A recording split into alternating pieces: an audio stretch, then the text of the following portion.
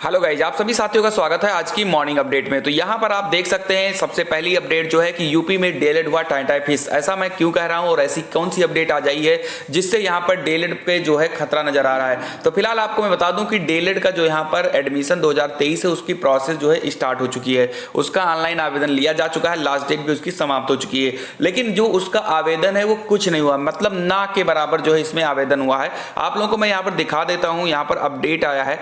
देखो एक चीज मैं बता दूं, यूपी में जो डीएलएड की सीटें हैं वो तकरीबन 2,41,000 के आसपास हैं, ठीक है। और 2,41,000 के आसपास सीटें होने के बावजूद इसमें सिर्फ आवेदन 60,000 हुए हैं। और आपको मैं बता दूं कि इस 60,000 में से भी कम से कम 30,000 लोग तो एडमिशन ही नहीं लेंगे, यानी मात्र मान के चलो कि 30,000 लोग ही एडमिशन इसमें लेंगे।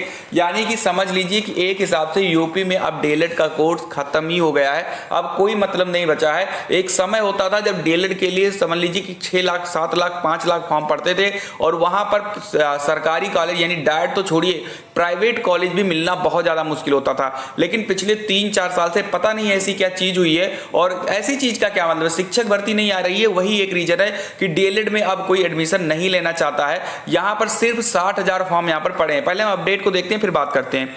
डीएलएड प्रशिक्षण 2023 में प्रवेश के लिए लगभग 60,000 अभ्यर्थियों ने ऑनलाइन आवेदन किया है। प्रदेश के 67 जिला शिक्षा एवं प्रशिक्षण संस्थान डाइट की 10,600 और 2,974 निजी कॉलेज की 2,22,750 कुल 2,33,350 सीटों में प्रवेश दिया जाना है। सीट के सापेक्ष लगभग 1/4 आवेदन होने के कारण बेसिक शिक्षा विभाग के अधिकारी आवेदन के लिए एक और मौका देने पर विचार कर रहे हैं। परीक्षा नियामक प्राधिकारी कार्यालय की ओर से जल्द ही इस संबंध में प्रस्ताव भेजने की भी तैयारी है।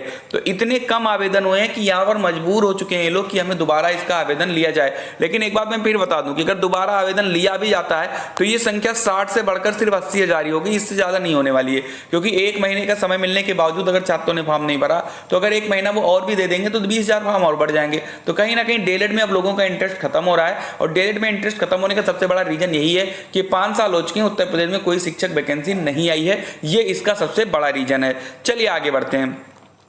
यहां पर देखिए, यहां पर लिखा भी गया है कि अगर सभी प्रवेश ले लें तो भी खाली रह जाएंगी 1,70,000 सीटें।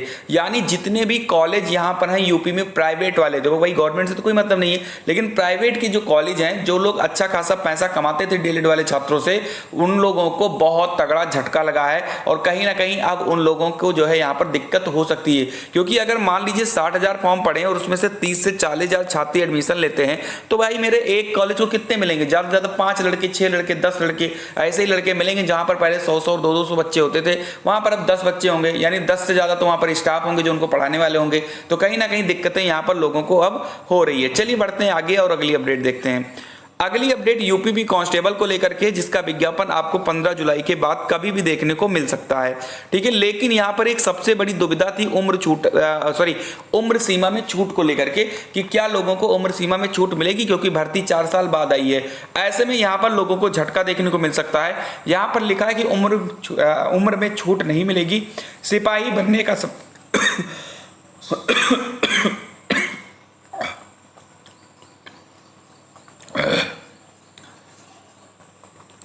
उम्र में छूट नहीं मिलेगी। सिपाही बनने का सपना कैसे होगा पूरा?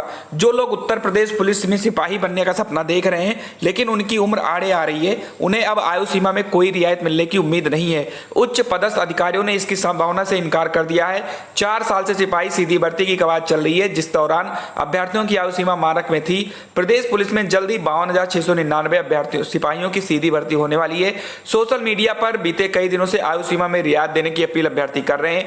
बताते जिले की उत्तर प्रदेश पुलिस भर्ती एवं प्रोन्नति बोर्ड इसी माह प्रदेश पुलिस में 52,699 सिपाहियों की सीधी भर्ती के लिए कार्यदायी संस्था का चयन करने की निविदा जारी करने जा रहा है। भर्ती बोर्ड के सूत्रों के मुताबिक हालिया भर्ती में अभ्यर्थियों को आयु सीमा में छूट देने का कोई प्रस्ताव नहीं है। तो यहाँ पर आप देख सकते हैं बहुत तगड़ा झटका यहाँ पर लग चुका है, और यहाँ पर बताया गया कि भर्ती में हो रहे विलंब की वजह से अब इनकी तादाद बढ़ चुकी है। सूत्रों के मुताबिक नई भर्ती में 18 से 23 साल की आयु सीमा में बरकरार रखा जाएगा, यानी ये एज यहाँ पर रखी जाएगी 18 से 23 साल। और जो उम्र सीमा की जो छूट की बात की गई वो यहाँ पर मिलती नजर नहीं आ रही है। चलिए आगे बढ़ते हैं। अगली अपडेट है बिहार शिक्षक भर्ती को लेकर के। आपको हम बता दें, कल शाम को भी मैंने अपडेट किया था, मैंने बताया था कि पटना में बहुत बड़ा बवाल हो रहा है और बवाल इसीलिए हो रहा है कि बिहार के छात्र ये कह रहे हैं कि अदर स्टेट को क्यों मौका इसमें दिया गया, इस पर सिर्फ और सिर्फ हम लोगों का अधिकार है। उसको लेकर के बहुत सारे छात्र वहां पर प्रदर्शन करने गए, लेकिन उन पर जो है लाठीचार्ज हुआ।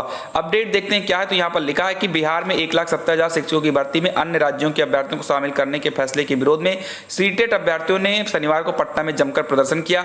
शिक्षक भर्ती में डोमिसाइल नीति लागू करने की मांग कर रहे प्रदर्शनकारी छात्रों को नियंत्रण में करने के लिए पुलिस ने लाठीचार्ज किया, कुछ लोगों को हिरासत में भी लिया। डीएसपी नूरुल हक ने बताया कि प्रदर्शन प्रशासन की अनुमति के बिना किया गया है।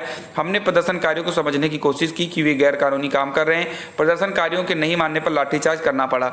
नीतीश सरकार ने इस हफ्ते की शुरुआत में ऐलान किया था कि शिक्षकों की भर्ती के लिए नो डोमिसाइल नीति अपनाई जाएगी यहाँ पर। तो ये आप देख सकते हैं। फिलहाल अगर आप लोगों ने अभी तक फॉर्म नहीं भरा है तो फॉर्म भर दीजिए। तो ये रही आज की कुछ इंपॉर्टेंट अपडेट्स। वीडियो अगर अच्छी लगे तो लाइक करें, चैनल पर नहीं तो सब्सक्राइब करें।